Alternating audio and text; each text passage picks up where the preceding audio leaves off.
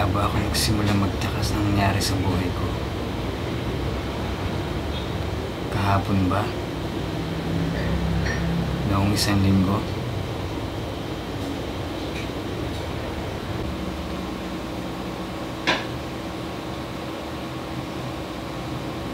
Kailan nga ba ako nagsimula magtaka sa buhay ko? Kahapon ba? Noong isang linggo? Ewan. Parang nawala na sa isip ko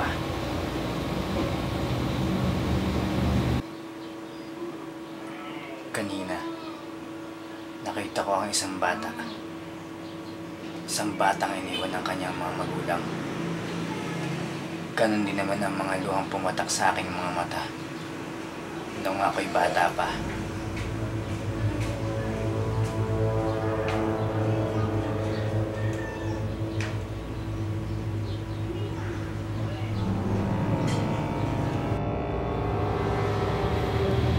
Gusto niya umuwi sa kanila.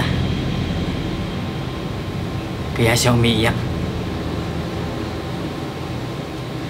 Pero walang makapagturo ng daan sa kanya.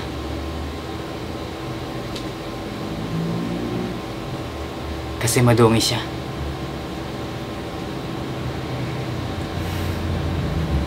Mahirap ang walang kaya sa buhay.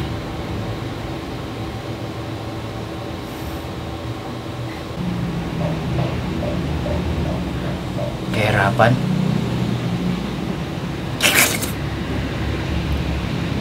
Ito ang naglalayo sa tao sa karapatan at kaligayahan sa buhay.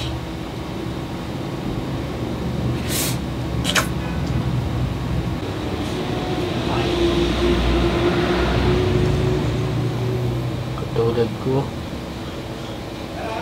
wala akong makitang trabaho.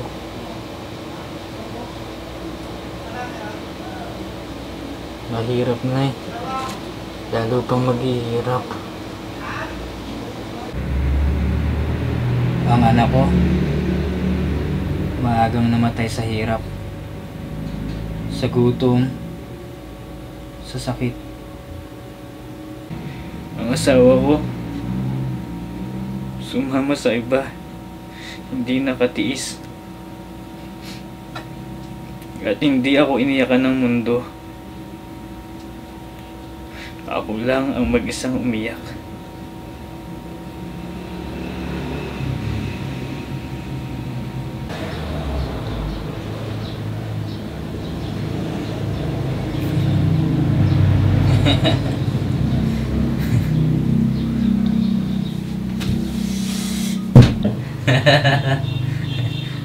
Pero wala na ako Pero nakakatawa rin nangyari. Dahil wala na akong inuha pa.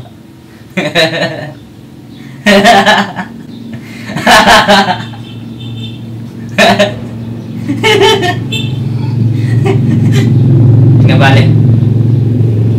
Mamamatay naman tayo lahat. Dahil magulo na ang mundo, magulo na rin ang isip ng tao. Pero sabi sa akin ni Pastor, nagdala sa akin dito, huwag ko lang ipagwalang bahala ang mga nangyari. Huwag ko raw ipagwalang bahala ang mga nangyari. Ipagdasal ko daw ang kaawa-awang mundo. Kaawa-awa ba? O kasuklam-suklam? Wala daw panahon makinig ang mundo sa aking pagdaing. Ang Diyos ay mayroon. Diyos ko, gusto ko nang makarating sa langit. O kaya wag mo na akong ilabas dito. Dito, malaya ako maging ibon, isda, anghel, tao. Sa mundo, o isang kagamitan Laruan ng makapangyarihan! Dito! Dito! Dito! Dito ako ang hari! Ako ang hari!